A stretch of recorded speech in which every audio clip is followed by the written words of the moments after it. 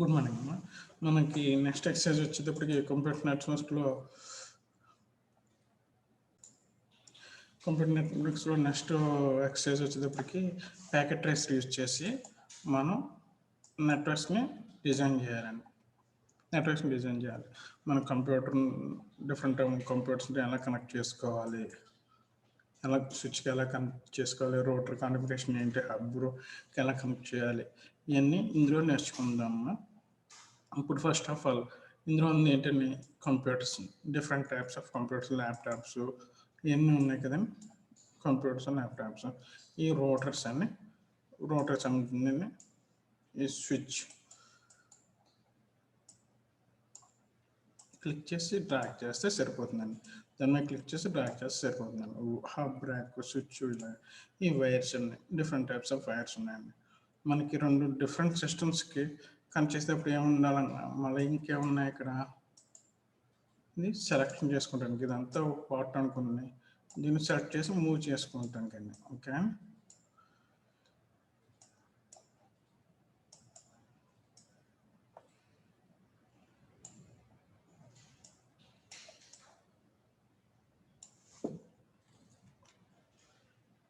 ఓకేనా, మూవ్ అవుతుంది కదా, సెలెక్ట్ చేసి మూవ్ చేస్తాను, దాన్ని యూజ్ చేస్తాను. ఇది మనకి ఇదేమో టెస్ట్, ఇక్కడ PC4 PC0 ఉన్నాయి కదండి, అలాంటి టెస్ట్ IP అడ్రస్ నోట్ చేసుకోవడానికి యూజ్ చేసుకుంటాను. ఇది వచ్చి మనకి ఆస్ట్రేలియన్ వాటిని డిలీట్ చేయడానికి యూజ్ చేస్తున్నాం. ఓకేనా, ఫర్ ఎగ్జాంపుల్ ఇప్పుడు మనం రెండు డిఫరెంట్ కంప్యూటర్స్ని యాడ్ చేద్దాం, కనెక్ట్ చేద్దాం, ఎలా ఉంటుందో చూద్దాం. డిఫరెంట్ కంప్యూటర్స్ని కనెక్ట్ చేసేటప్పుడు ఏముండాలి, మనకి కేబుల్ ఏముండాలి, మనం ఆల్రెడీ డిస్కస్ చేస్తాం, క్రాస్ కేబుల్ ఉండాలండి. స్ట్రైట్ కేబుల్ దేనికి యూజ్ చేస్తాం, డిఫరెంట్ డివైజెస్ ఉన్నప్పుడు. ఈ సేమ్ డివైజులు కింద అప్పుడు క్రాస్ వైర్ యూజ్ చేస్తున్నాను. ఓకే, ఈ రెండు కనెక్ట్ అయినాయి కదండి. ఇప్పుడు నేను వీటికి ఒక IP అడ్రస్ ఇస్తున్నాను, 21. ఇక్కడ ఎలా ఇస్తానని దాని మీద క్లిక్ చేస్తే, ఇది ఆల్రెడీ ఇప్పుడు పెట్టింది కదండి, దాని మీద క్లిక్ చేశాను. క్లిక్ చేసిన తర్వాత డెస్క్టాప్కి వెళ్ళి IPv4లోకి వెళ్ళి ఇక్కడ కనెక్షన్ ఇస్తున్నాను, 10.0.21.5 అని. సబ్నెట్ మాస్క్ ఆటోమేటిక్గా వచ్చేస్తాను. నేను గేట్వే ఇవ్వట్లేదండి, గేట్వే తర్వాత చెప్తాను గేట్వే గురించి అని. నేను రోటర్స్ వచ్చినప్పుడు దాన్ని ఇవ్వట్లేదండి, సింగిల్ సిస్టమ్ గే కనుక. ఇప్పుడు డేటా పాస్ అవుతుందో లేదో చెక్ చేసుకుందాం. ఇక్కడ ఉన్న ప్యాకెట్స్ని పాస్ అవుతుంది లేదో చెక్ చేస్తున్నాను. ఇక్కడ చూడండి, మనకి ఇన్ ప్రోగ్రెస్లో ఉంది, సిమ్యులేషన్ మోడ్లో.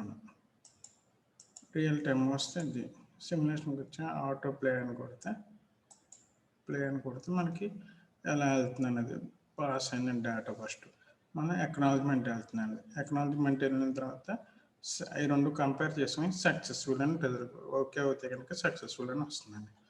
ఓకేనండి, ఇది మనకి ఎక్కడ కానీ డిలీట్ చేస్తాం. ఇప్పుడు స్విచ్ కనెక్షన్ చూద్దామండి. ఇది స్విచ్ కండి, ఈ వైర్ని తీసి నేను దీనికి స్విచ్ కనెక్ట్ చేస్తున్నానండి. 1 మళ్ళీ ఈ వైర్ని తీసి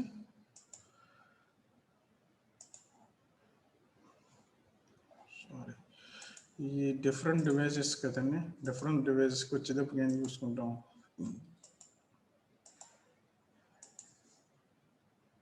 straight wire చూసుకుంటామండి.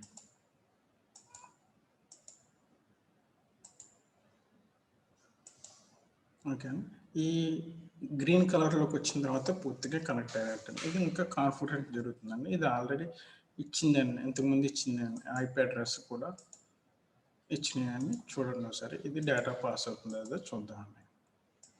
Same IP address కదండి, చూస్తున్నారు కదండి. IP అడ్రస్ ఎంతండి, 21.3 అండి.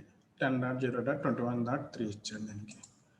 దీనికి ఏమి ఇచ్చానండి, ఎలా వెళ్తున్నాను, సిస్టమ్ మీద క్లిక్ చేసి డెస్క్టాప్ ఉంటుంది, డెస్క్టాప్ మీద క్లిక్ చేసి IP కాన్ఫిగరేషన్లోకి వెళ్తున్నాను, 21.30 ఇచ్చాను. ఇది సబ్నెట్ మాస్క్ ఆటోమేటిక్గా ఇచ్చేస్తుంది కదండి అది. ఓకేనండి, ఇప్పుడు డేటా పాస్ అవుతుంది కదండి. ఇక్కడ మనకి కాన్ఫిగరేషన్ చేసుకోవడానికి ఏముండదండి, జస్ట్ స్విచ్ కనెక్షన్ చేసుకుంటాం కదండి. ప్లే బటన్ ప్లే చేస్తున్నాను, డేటా వెళ్ళిందండి స్విచ్కి. అక్కడి నుంచి మళ్ళీ సిస్టమ్కి వస్తుందండి. సిస్టమ్ నుంచి మళ్ళీ ఎక్నాలజ్మెంట్ బ్యాక్కి వెళ్తుందండి. ఇక్కడి నుంచి మళ్ళీ ఈ కంప్యూటర్కి వచ్చి వస్తుందండి. అప్పుడు ఈ రెండు చెక్ చేసి ఈక్వల్గా ఉంటే కనుక సక్సెస్ అని వస్తుందండి, లేకపోతే ఫెయిల్యూర్ అని వస్తుందండి. టిక్ మార్క్ చూసారండి, సక్సెస్ అని వస్తుందండి. ఓకేనండి.